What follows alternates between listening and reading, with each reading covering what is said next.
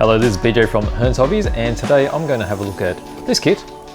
It's a brand new Kotare kit of the Spitfire Mk.Ia mid version, and it's in 32nd scale, and it's been highly anticipated, and I'm going to have a closer look to see what it's all about. Okay, nice little box. Let's see it from the top. Box side is quite spectacular. Nice compact carton. So Kotare is a brand new brand. The company itself has quite a lot of the staff that had worked at Wingnut Wings before. So there will be a little bit of a flavour from that team. Now Kotare apparently is the kingfisher of New Zealand because it's a New Zealand company, and actually looks very much like a kookaburra which we have in Australia. Alright, so the Mk.Ia, quite a popular model of the Spitfire. The mark that was used during the Battle of Britain, and quite iconic. So let's open up and see what we get. Alright. Lots of dark grey plastic parts. I'll move this aside and we'll go through each sprue bit by bit. Alright, what's the first bag? Okay, looks like a lot of interior parts and some of the cowl and the three-bladed prop. Let me zoom in a bit and we'll have a close look at all these details. So get the focus right. Okay, so we're looking at the header there.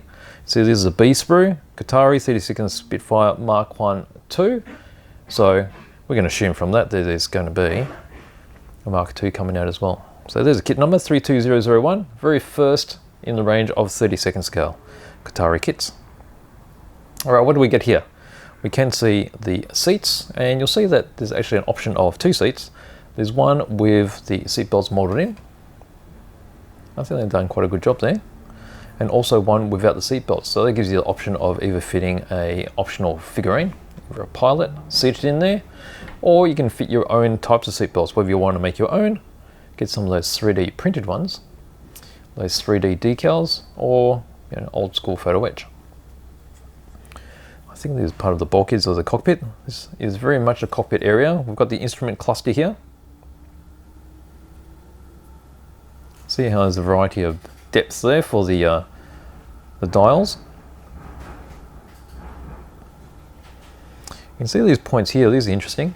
These are the injection points for the plastic. And these very much look like interlocking tooling. So to me, that gives me an indication that there's probably going to be different tooling which will be attached here for the different marks that they'll be releasing in the future. So we've got little bits and pieces here. I'm not so much of a Spitfire expert to tell you exactly what those parts are, but there you are in close up. And then we have this section too with the three-bladed prop, spinner there. And you see that this has a similar sort of fixing point as well. And there's part of the cowling for the engine. Now it's interesting the philosophy of this particular kit, and you can see it within this part I'm showing you here in the cockpit. It's designed to have the maximum amount of research for accuracy, but it's also designed to be a straightforward build, and hence why a lot of these details, which would probably be separate in some other brands, are already molded in the one piece. So what does that mean? It means that we do lose a little bit of resolution, because such as these tanks here, around the sides here, you would expect them to curve in. But with the limitations of molding, they're straight-sided. But I guess they're going to be so deep in, and also it depends on your skill with a paintbrush. It's quite easy to give the illusion that they wrap all the way around.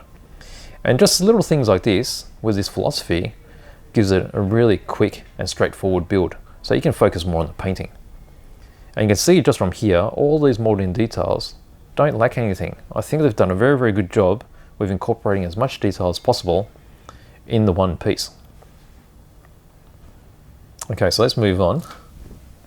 What do we have next? Okay, we've got a pretty big bit here. We've got the wing sections.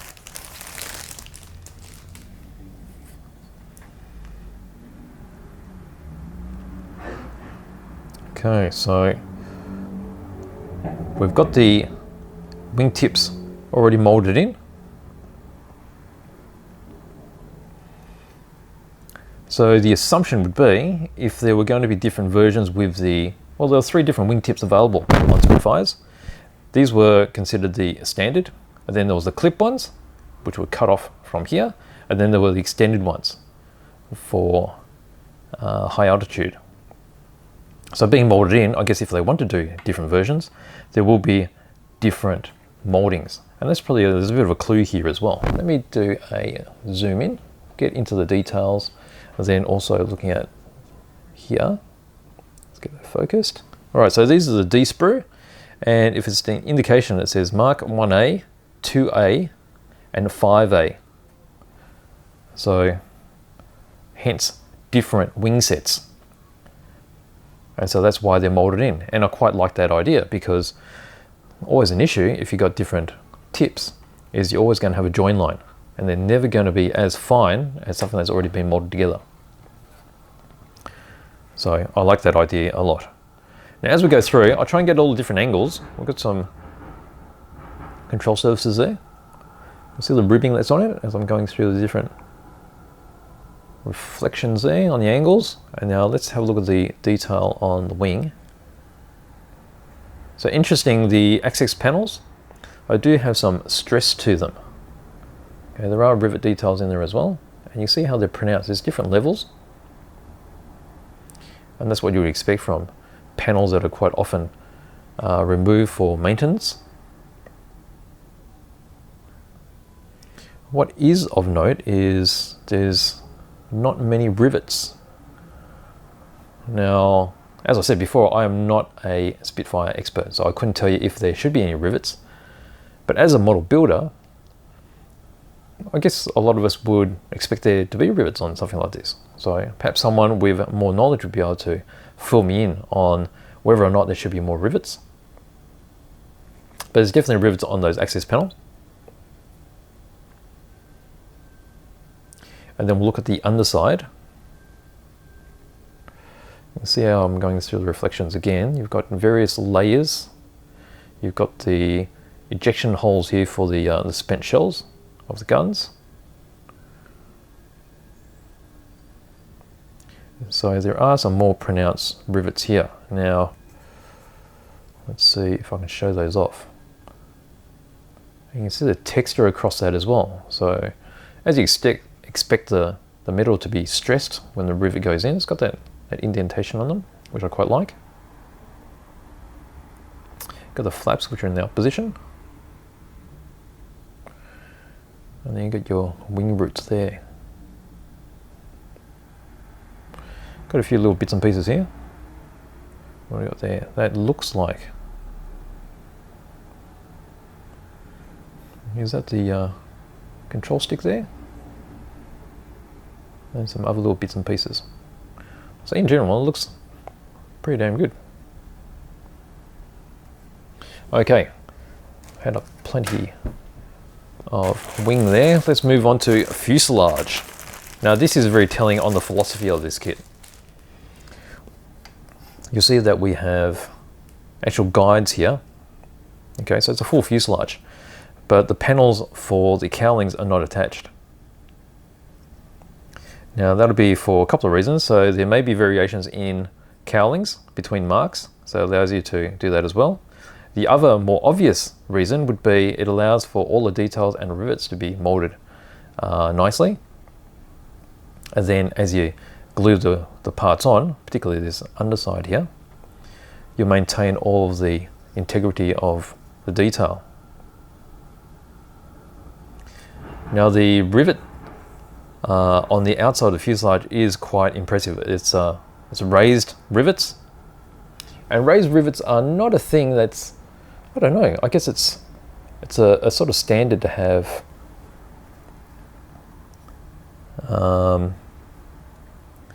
rivets which are not raised. And that's simply because in the earlier days, rivet detail was raised because that's the easiest way to make a mold. If you think about the mold is actually a reverse of this, and to put in raised rivets, it's basically removing material, like drilling out these sections. Now to make recessed rivets, it takes a lot more skill in the tooling because you need that to be the other way around. Now whether it was right or wrong, that seems to be the standard these days, recessed rivets.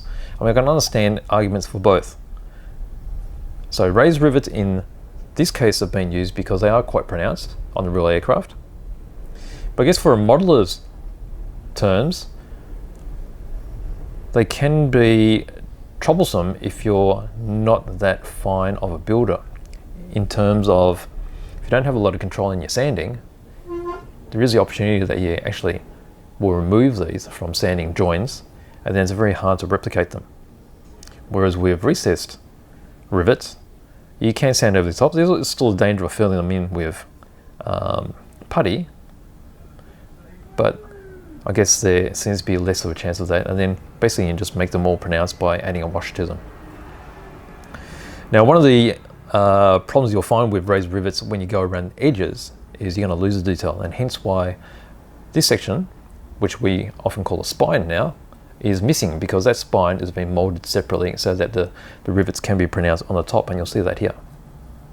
So there's a separate molded spine, and usually where the fuselage would meet in this center, that's where you'll lose all that detail, because when you sand it all goes smooth. But since this is getting put on the top here, it maintains all that fine detail. And that makes a huge difference. Now let's see if I can just go through all these reflections so you can see all the raised detail, which is really impressive. Okay, on this point, this is just a support point for the engine exhaust. So there's no engine detail at all on this particular kit.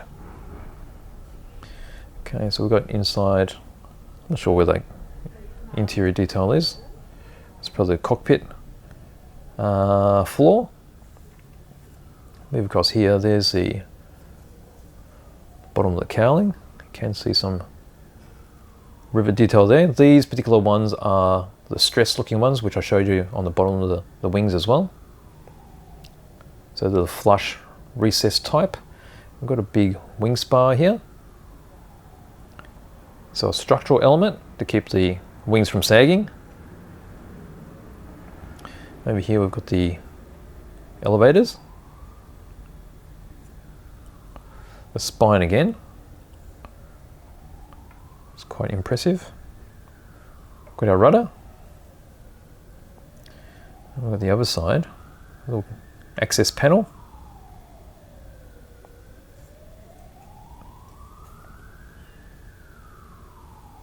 And then we've got the horizontal stabilizer.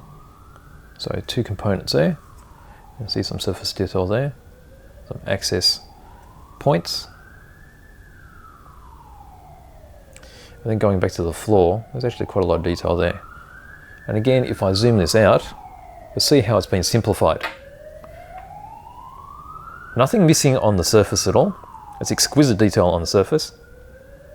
But a simplified kit, because sometimes building a kit and you may have like 50 million bits for a cockpit, that can be off-putting. I know many people who have started on a cockpit and just given up because it's just taken too long. Other issue too is fit can be an issue, because if you don't put the bits in exactly the right spots, the fuselage halves may not meet. So there you go, a straightforward 32nd scale Spitfire philosophy. All right, let's move on to the next bit. And this is the third sprue, and we're almost finished. The only thing left would be the clear. So I've got the prop there. So we've got all the little bits and pieces. We've got the main landing wheels, undercarriage. Here we've got internal bulkheads for the cockpit, the exhaust stacks. We've got the wheel, what do you call them, undercarriage wells, and then antenna masts and other little bits and pieces. Okay, we'll zoom in on this one too and we'll have a closer look. All right, let's look at this one up here. What does that say? All right, so that one says Mark 1, 2, and 5. Okay, so the common sprue. So expect to see a Mark 2 and a Mark 5 coming out in the future. You can see the weighted wheels there. When I put my finger across here, you can actually feel the bulge. Maybe a bit harder to see, but that will give a very realistic sit to the tyre, and that gives the impression of the weight.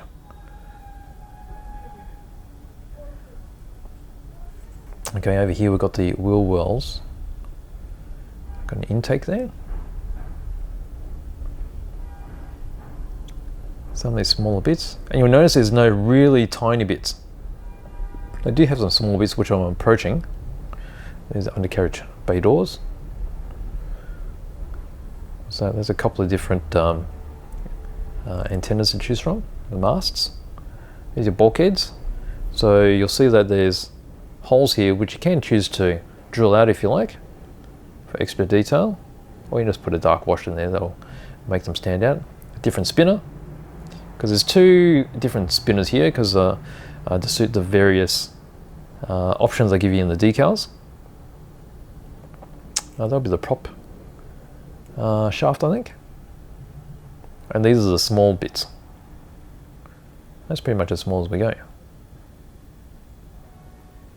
Okay, so that's pretty much the bulk of the kit. What we've got left is clear parts, which is going to be really hard to see. Let me get a dark mat here to make it a bit easier to view. Okay, so what have we got here? We have a clear canopy, and you've got two options. So we have a fully assembled closed canopy, or you have all the components separately, so you can have the canopy built as open. Now I like that idea because quite often when you're trying to build up a canopy which has already been pre-cut, it's very hard to align them to make them look scale and align. So hence, if you want it all closed up, this is the best way to go. Super fine gaps, as in there won't be any gaps at all, the way it should be. So the options are great. You can see too that the clears are polished very well.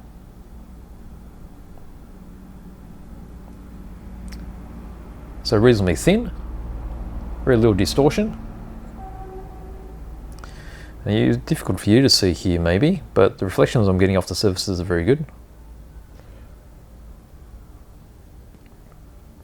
And there's probably a few little cockpit and I guess identification light lenses there as well.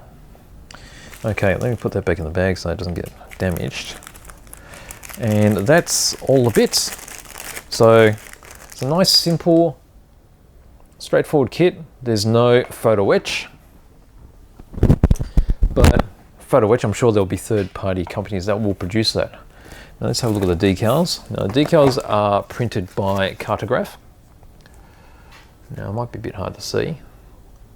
I'm not going to open these up because I don't want to risk damaging them, but there's 3 options available. And you've got the 3 options here, and then we have all of the stenciling around the bottom. So even though it's a fairly big decal sheet, it does have the 3 options. So I'm sure there are additional decals you could purchase for this. There's all little markings here too for the opening hatches. But there we go. From there, this is the final part of the package, and this is quite impressive. Very thick manual, and this part is quite reminiscent of Wingnut Wings. You've got a history here, a few specs on the actual aircraft.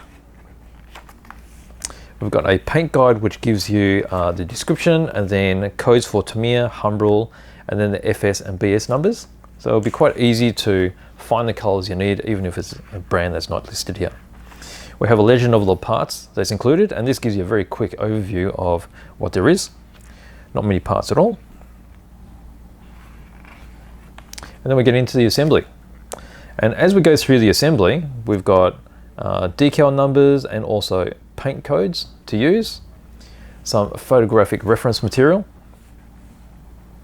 and then CAD images for you to follow. Okay, so here you see all the decals are going onto the instrument panel. Cockpit getting put together. You've got the seat, the choices of the 2. You've got your bulkheads. This is a point where they show you the optional parts for drilling out the holes. And over here, they give an idea of rigging if you want to add all the control lines inside. So 0.15 mil and, oh, they're all 0.15. So something like easy line would be fine doing that. Again, all the painting guides for the interior. Here's the side panels for the cockpit. And then you see how the side panels are all painted up and attached to the cockpit. You get a sub-assembly. Some more photographic reference material, and then we start getting into the fuselage halves. To the point where it's all sandwiched together. Here we've got the spine going on, fuel tank cover, top of the engine cowling, and then the door can be displayed open or closed. You can see a little cutout there. You've got the elevators going on, and then we start the wing assembly. So you've got the big spar that holds it all together there. We've got the machine guns, you're being added. So it's just the tips. So again, that's simplified detail with no opening panels. I mean, quite often you don't want opening panels, it just adds complexity. Okay, the undercarriage wheel wells going in, top of the wings attached. You've got the wing fillets. Some more reference here. And then we've got the mating of the fuselage and the wings. Undercowl. And then we start bolting on all the little bits and pieces. So you got the undercarriage going onto the prop and the spinner. So there's the two types of spinner here. And then we've got the choices of the aerial mast. Got the exhaust going in.